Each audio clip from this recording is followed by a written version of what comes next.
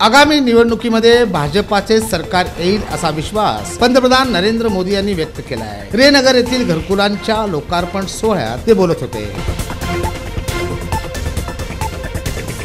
भाषणामध्ये उपमुख्यमंत्री उद्धव ठाकरे असा उल्लेख केल्याची चूक अडम मास्तरांच्या ध्यानी आल्यानंतर तात्काळ माफी मागून त्यांनी चूक सुधारली आहे।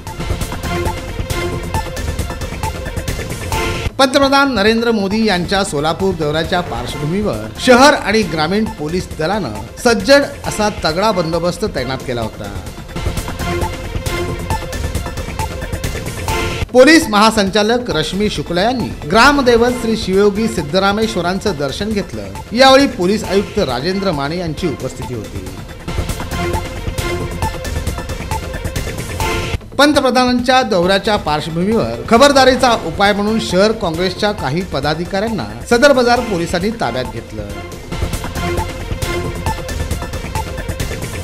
16 वर्षाखालील विद्यार्थ्यांना कोचिंग क्लासेसमध्ये प्रवेश देता येणार नाही यासह अनेक गाईडलाईन्स केंद्र सरकारनं जाहीर केल्या आहेत। घरकुल सोहळ्याच्या हस्तांतरण सोहळ्यासाठी उपमुख्यमंत्री अजित पवार यांचं आगमन झाल्यानंतर नेतेगण आणि पदाधिकाऱ्यांनी त्यांचं जंगी स्वागत केलं।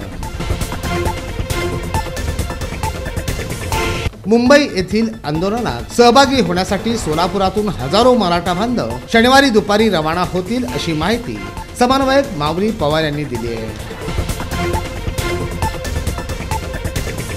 येत्या 21 तारखेला जय भवानी प्रशालेच्या पटांगणात हनुमान चालीसा पठण होणार आहे अशी माहिती आमदार विजयकुमार देशमुख यांनी दिली आहे।